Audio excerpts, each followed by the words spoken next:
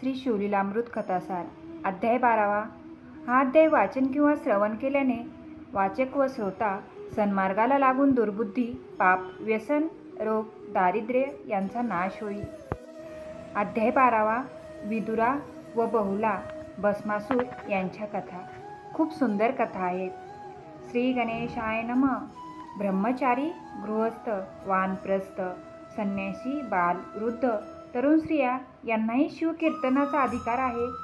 ज्याला थोडेसेही शिवस्मरण घडत नाही तो अपवित्र जाणावा. तो कितीही धनवान, सुंदर, ज्ञानी असला तरी त्याचे जीवन शिवकीर्तनाविना निरर्थक आहे. भगवान शंकराचे भजन, शिवकथा ऐकवणाऱ्या पुराणिका शिवाय कोणाला नमस्कार करू नये. त्यांनी सांगितलेल्या कथावर नास्तिकपणे वाद अथवा तर्क करून त्यांना त्रास देऊ नये. कथा ऐकत असताना मध्येच उठून जाऊ नये. नास्तिक, पाखंडी व्यक्तीला आग्रहाने कथा ऐकवण्यास बसवू नये, कारण तो नास्तिकपणे बडबडत इतर श्रोत्यांना त्रास देतो. कथा चालू असताना इतर विषयावर बडबडू नये. एकाग्रपणे कथा, फलश्रुती ऐकावी. पुराणिकांचा वस्त्र, द्रव्य, अलंकार देऊन सन्मान करावा. सभेला बसताना फेटा बांधून बसू नये. विडा खाऊ नये, पेंगू नये. काही खाऊ किंवा अथवा पिऊ नये. मोठ्याने बोलू नये. पुराणिकापेक्षा श्रोत्यांनी उंच आसनावर बसू नये. विरासन, पाय पसरून, जेठा मारून बसू नये. अशा प्रकारे शिवकथा ऐकत असताना अनादराने वागणाऱ्याला यम मृत्यूनंतर असह्य यातना देतात. शिवकथा श्रद्धेने, भक्तीने ऐकणाऱ्या मनात वैराग्य उत्पन्न होते. या संबंधीची कथा सूत सांगतात.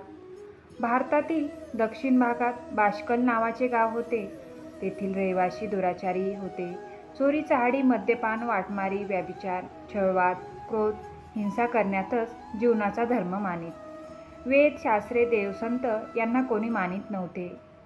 त्या गावात विदुर नावाचा भ्रष्ट ब्राह्मण, त्याची पत्नी व्यभिचारी बहुला राहत होती. एके दिवशी ब्राह्मण पत्नी बहुला आपल्या प्रियकराबरोबर एकांतात चारकर्म करीत असताना विदुराने दोघांना पकडले. तेवढ्यात प्रियकर पळून गेला. ब्राह्मणाने पत्नीला भरपूर मारले आणि तिच्या जवळचे सोन्याचे अलंकार, द्रव्य जबरदस्तीने काढून घेऊन रात्री वेश्येला दिले. तो रात्रभर वेश्येच्या संगतीत राहिला. तो ब्राह्मण काही काळाने मरण पावला. यमदूतांनी त्याला असह्य यातना दिल्या. नरकामध्ये सर्व प्रकारची दुःखे भोगून तो विंध्य पर्वतातील दरीत पिशाच्य झाला. इकडे बहुला तिच्या मुलासह राहत असताना शिवरात्रीचे पर्व आले म्हणून काही यात्रेकरू गोकर्ण क्षेत्रात चालले.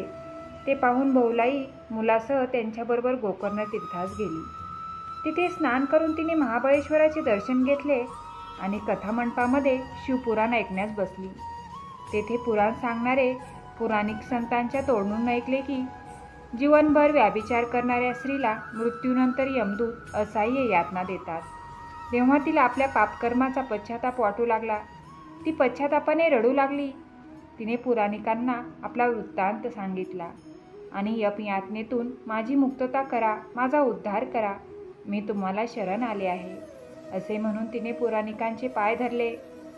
पुराणिक ब्राह्मणाने दया येऊन तिला पंचाक्षरी मंत्र जप करण्यास सांगितले. पुन्हा व्याभिचार करू नको म्हणून सांगून व्रतस्थ राहण्याचा सल्ला दिला. तिला शिवलीला ऐकविली. बहुलेनेही सर्व भ्रष्ट व्यवहारांचा त्याग केला.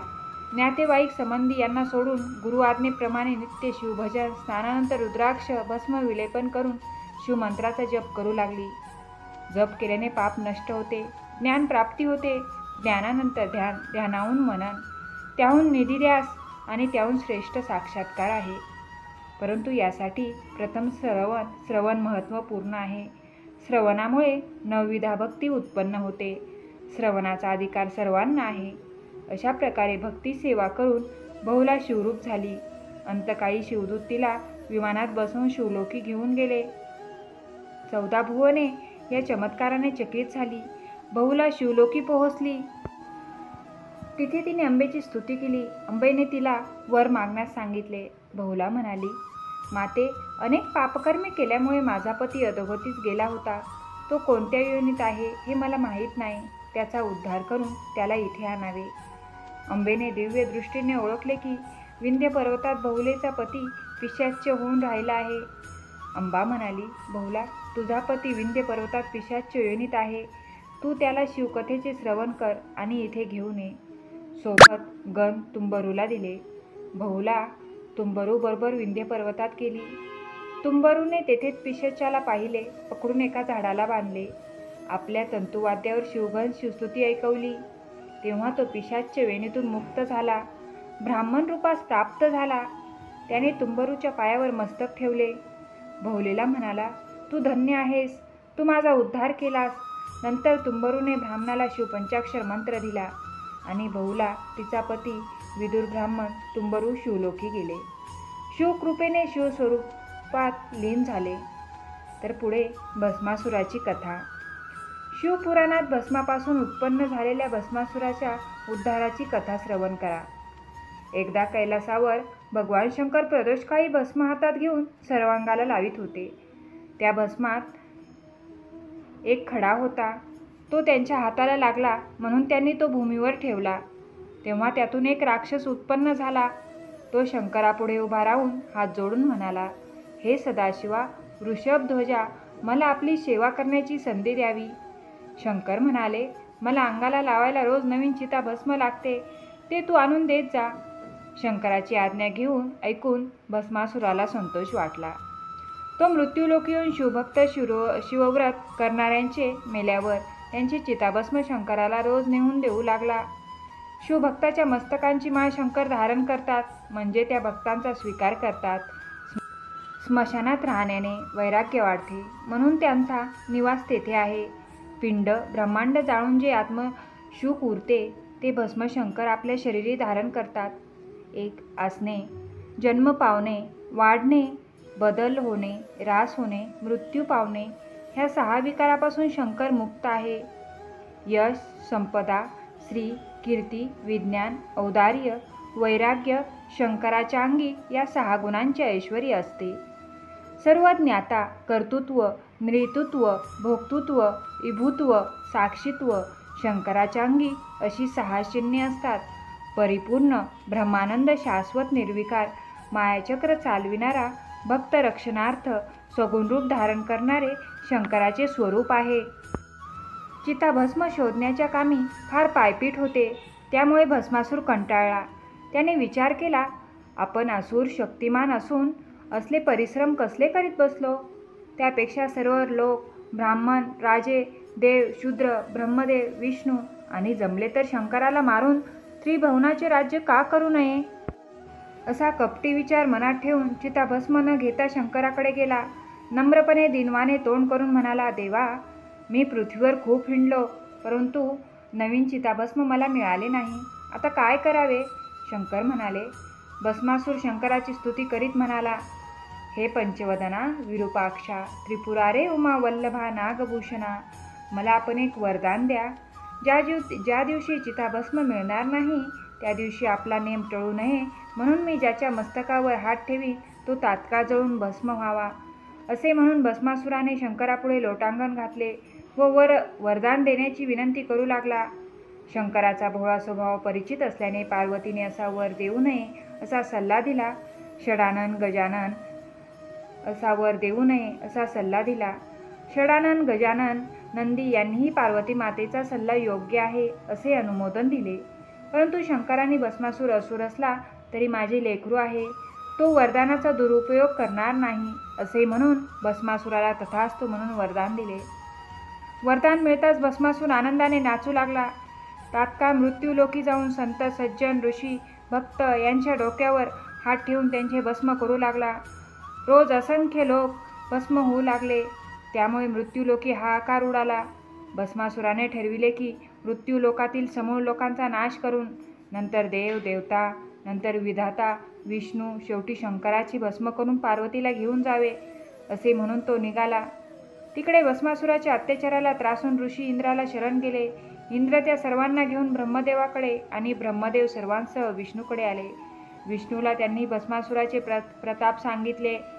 मग विष्णू त्यांना घेऊन कैलासावर शंकराकडे आले. विष्णू म्हणाले, महादेव, तुमच्या वरदानाने उन्मत्त झालेल्या भस्मासुराने महासंहार मांडला आहे. आम्ही नष्ट होऊन जाऊ. तो येथे येऊन सर्वांना भस्म करील.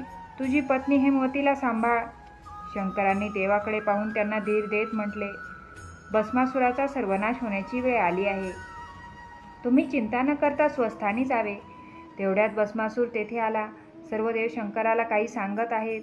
आता आपले अपराध हे प्रगट करणार असे वाटून त्याने देवांना धमकी दिली की उद्या मी तुम्हा सर्वांचे भस्म करून टाकीन. हे ऐकून शंकर क्रोधित होऊन म्हणाले, अरे अधमा, मी दिलेल्या वराचा असा दुरुपयोग केलास. भस्मासुराने मदोमत्त होऊन शंकराला दुरोत्तरे केली. म्हणाला, म्हाताऱ्या, तुझी सुंदर बायको मला दे. हे ऐकून पार्वती उठून निघून गेली. भस्मासूर शंकराच्या डोक्यावर हात ठेवण्यासाठी सरसावला. शंकर वेगाने वनात पळून गेले. भस्मासूर त्याच्या मागे धावू लागला. तुझे भस्म माझ्या अंगाला लावतो असे ओरडू लागला. पण वेदांना शास्त्रांना त्यांचा अंत लागत नाही. मायाचक्र चालविणार, इंद्रियातीत ब्रह्मातीत देवाचे स्थान, सनकादिकांचे पूजास्थान, त्रिगुणातीत महादेवाला धरीन धरीन म्हणत भस्मासुराला जवळ दिसे पण हाती लागत नसे. असे 1 कोटी वर्ष केले. शब्दांच्या शुभाशुभांच्या तर्क कुतर्कांच्या शास्त्रांच्या विद्येच्या पलीकडे अनाकलनीय स्वरूप असणारा शिव, तपश्चर्या, बल, धन, विद्या यांच्या सामर्थ्य आकलन करून पाहणाऱ्यांनी कोटी जन्मे घेतली तरी तो हाती लागत नाही. भक्तांच्या प्रेमभक्तीने तो वश होतो. उमेसह त्यांच्या घरी निवास करतो. आपल्या पतीचा भस्मासूर पाठलाग करतो आहे. त्याच्या हाती सापडला तर या विचाराने पार्वती दीन झाली. तिने आपला बंधू शेषशाही विष्णूचा सहाऱ्यासाठी धावा केला. तो धावा ऐकून विष्णूने विश्वातील सर्वात सुंदर स्त्रीचे रूप घेतले. असे मोहिनी रूप घेऊन विष्णू भस्मासुराच्या वाटेत उभे राहिले. आता काय घडते म्हणून भगवान शंकराने वटवृक्षाचे रूप घेतले व तेथेच थांबला. मोहिनीला पाहताच भस्मासूर थबकला. त्याचे मन तिच्याकडे आकर्षित झाले. भस्मासूर आपल्याकडे पाहत आहे हे ध्यानात आल्यावर मोहिनीने उत्तम नृत्य करण्यास प्रारंभ केला. तिचे मनमोहक रूप, नृत्य लाघव तसेच रूप, लावण्य, सुस्वर गायन ऐकून भस्मासूर मुग्ध झाला. मोहिनीजवळ जात हळूवार आवाजात तिची नृत्य गायन कलेची प्रशंसा करीत म्हणाला, हे सुंदरी, तुझ्यावरून पार्वती लक्ष्मीचे सौंदर्य ओवाळून टाकावे. माझे चित्त तुझ्या पायी गुंतले आहे. मला वरमाला घालून तुझा निरंतर दास करून घे. मोहिनी गोड हसून म्हणाली, मी तुम्हाला वरमाला घालीन, पण माझी एक अट आहे. समोरच्या वटवृक्षामध्ये माझे आराध्य दैवत निवास करते आहे. त्याला मला उत्तम पती मिळाल्यावर लग्नाआधी त्याच्यासह यथासांग नृत्य करीन असा नवस केला आहे. मला तू उत्तम पती वाटतोस. तू माझ्याबरोबर नृत्य करशील का? मोहिनीच्या मंजूळ लाडीक बोलण्याने अधिकच तन्मय झालेला भस्मासूर म्हणाला, एवढेच ना, तू सांगशील तसे करीन. मोहिनी म्हणाली, माझ्याबरोबर नृत्य करताना मी जसे हावभाव करीन, जसे पावले टाकीन, जसे नेत्र संकेत करीन, जशा हस्तमुद्रा करीन त्याप्रमाणेच तू केल्या पाहिजे. तो माझ्या आराध्य देवताचा उपासनेचा भाग आहे. यात काही चुका होता कामा नाही, नाहीतर ते दैवत कोपेल आणि दोघांचा नाश करील याचा विचार कर. एवढे बोलून मोहिनी लाडीकपणे हसली. भस्मासुराची सारासार बुद्धी नष्ट झाली. त्याने मोहिनीच्या सर्व अटी मान्य केल्या. त्यानंतर मोहिनी भस्मासुराचा हात धरून त्याला वटवृक्षाखाली घेऊन आली. प्रथम दोन्ही हात जोडून वटवृक्षाला नमस्कार केला. नंतर मंदगतीने नृत्य गायन आरंभ केला. मोहिनीचे नृत्य पाहून इंद्राच्या अष्टनायिका लाजून गेल्या. यक्ष किन्नर गायन ऐकून दंग झाले. मोहिनी जसजसे हावभाव करू लागली, भस्मासूर तसे तसे करण्याचा प्रयत्न करू लागला. सर्व देव मोहिनीचे नृत्य गायन सौंदर्य याने भुलून गुप्तपणे तेथेच जमले. नाचता नाचता मोहिनी तोरेने नृत्य मुद्रा करू लागली. भस्मासूर तल्लीन होऊन नृत्य मुद्रा करीत होता. त्या ओघात मोहिनीने पटकन आपल्या मस्तकावर हात धरले. तिचे अनुकरण करणाऱ्या भस्मासुराने आपले हात मस्तकावर ठेवले आणि क्षणात त्याचे भस्म झाले. अशा प्रकारे भगवान विष्णूंनी मोहिनीचे रूप घेऊन भस्मासुराला जाळून टाकले. त्यानंतर मोहिनीचे रूप टाकून चतुर्भुज रूपात ते प्रगट झाले. त्यावेळी वटवृक्ष नाहीसा होऊन त्यातून शंकर प्रगट झाले. दोन्ही देवांनी एकमेकाला प्रेमाने आलिंगन दिले. हे पाहून गुप्त रूपात असलेले सर्व देव प्रगट झाले. त्यांनी आकाशातून फुलांचा वर्षाव केला. मोहिनी रूपाला बोलून शंकराचा वीर्यपात झाला होता. त्याचे पृथ्वीवर पडून 8 भाग झाले. असितांग, रुरु, चंड, क्रोध, उन्मत्त, कपाल, भीषण, संहार हेच पुढे अष्टभैरव म्हणून प्रसिद्ध झाले. शिव विष्णू नंतर एकमेकांबरोबर कैलासावर गेली. त्यावेळी पार्वती पुढे आली. तिने दोघांची पूजा केली. स्वादिष्ट पदार्थांचे भोजन करून पृथ्वीला दैत्यापासून निर्भय केले म्हणून प्रशंसा केली. भस्मासुराने भस्म केलेल्या सर्वांना शंकरांनी अमृतवृष्टी करून पुन्हा जिवंत केले. श्रोते हो, हा 12वा अध्याय हरिहर मिलनाचा आहे. याचे वाचन श्रवण पुण्यकारक आहे. अध्याय 12वा समाप्त. धन्यवाद. प्लीज लाईक, शेअर, सबस्क्राईब करा आपल्या यूट्यूब चॅनलला. धन्यवाद.